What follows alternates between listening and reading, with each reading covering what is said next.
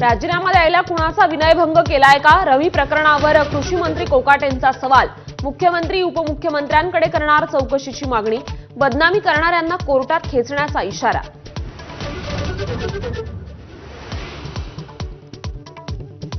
पीक विम्याच्या वादग्रस्त वक्तव्यावर स्पष्टीकरण देताना कोकाटेंची जीभ पुन्हा घसरली. शेतकरी नाही तर सरकारच भिकारी असल्याचं केलं वादग्रस्त वक्तव्य.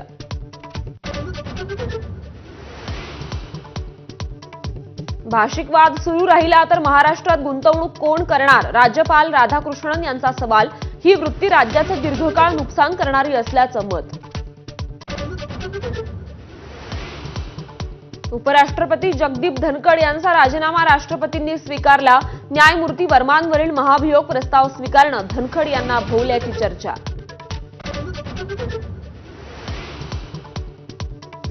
कल्याणच्या नांदिवली परिसरात खासगी रुग्णालयात रिसेप्शनिस्ट तरुणीला बेदम मारहाण.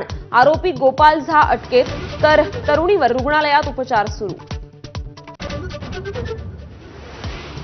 मँचेस्टरमध्ये आजपासून रंगणार भारत इंग्लंड चौथा कसोटी सामना. खेळाडूंच्या दुखापतीमुळे भारतीय ड्रेसिंग रूममध्ये चिंतेचं सावट. रिषभ पंत फिट तर नितीश रेड्डी, आकाशदीप बाहेर.